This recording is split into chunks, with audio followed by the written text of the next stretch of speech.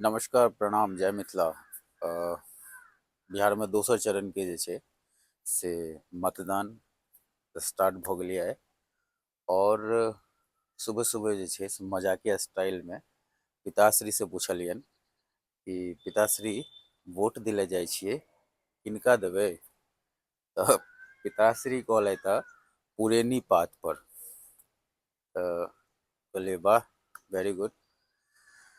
तब जोर शोर से मतदान में भाग लिया। पहले मतदान, फिर जलपान। और साथ साथ हम एतबे कहब कि काल्हि जे छै से दिल्ली में जे घटना भेल है, बड़े दुखी छी। और जिनका सबके मृत्यु भेलनि है ओहिमे, भगवती श्री चरणों में स्थान देथिन हुनका सबके। और अहाँ हम सरकार पर, साथ में अपना सुरक्षा एजेंसी पर में पूरा विश्वास है।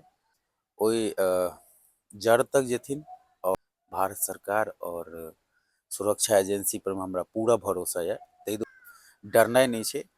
और हम अहाँ सब जे सोचे छियै कि मोदी जी के जितबे के इएह सब वजह से, रात में जहन ई घटना सुनलहुँ और जहन सुते लए गेलहुँ तऽ हमरा होइ छलै कि सुबह तक एकर पूरा थ्योरी धीरे धीरे समझ में आबि जेतै। और जेना हर परंपरा में एगो, फिर नाम लेब तऽ बुरा लगे छै बहुत आदमी के, एगो धर्म के नाम आबै छै, एगो कौम के नाम आबै छै, ओहिना परंपरा के साथ फेर से वह हाल। तो मोदी जी के जितबे के जे मेन मकसद छै इएह छै, हुनकर गट्टा मजबूत करे के मेन मकसद इएह छै कि सुख चैन शांति से जे हम अहाँ सब जीव रहल छी, बस हुनका देन छै।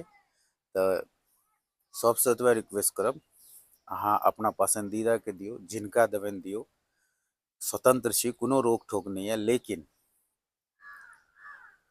बढ़ चढ़ के भाग लिया। और फिर से वह स्लोगन, पहले मतदान और फिर जलपान। जय हिंद, जय भारत, जय मिथिला।